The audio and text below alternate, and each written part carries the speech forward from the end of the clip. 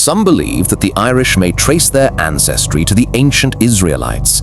That might sound unbelievable at first, but when you look closely at Ireland's oldest legends and compare them with biblical history, the connections are too striking to ignore.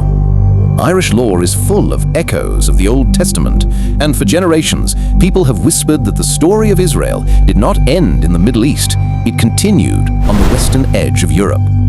One of the most fascinating sources we have is the Lebor Gabála Érenn, the Book of Invasions. This medieval manuscript describes Ireland not as a lonely island, but as a land that received wave after wave of settlers. Among them were the mysterious Milesians, who, according to the text, came from the east, passed through Egypt, and then Spain before finally reaching Ireland. Think about that. An origin story that traces through the very regions central to biblical migrations. It is difficult to dismiss this as mere coincidence. History tells us that after the fall of Israel and Judah, many of the tribes of Israel were scattered, disappearing from the record as the so-called lost tribes. Most historians will tell you they were absorbed into other nations, their identity erased. But could it be that some journeyed far beyond what was recorded, sailing west until they reached the mist-covered island of Ireland? The Milesian story makes that possibility feel less like fantasy and more like a hidden fragment of truth. There is also the matter of genealogy.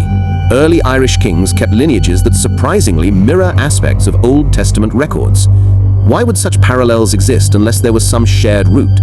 Legends say the first kings of Ireland came not only with power, but with traditions and symbols that reflected those of the ancient Israelites. When you study them side by side, you begin to sense that Irish history might be preserving memories of an ancestry most have forgotten. And then we have the Stone of Destiny. Known in Ireland as the Lia Fáil, it was said to roar in approval when the rightful king stood upon it. But here's the extraordinary part. In the Bible, Jacob rests his head on a stone, which becomes tied to God's covenant promises.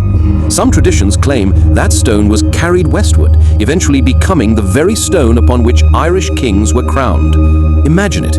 The same stone that bore witness to Jacob's vision of heaven and earth could also have marked the rise of Ireland's rulers. That is not just myth. It's a profound symbol of continuity between biblical history and Irish tradition.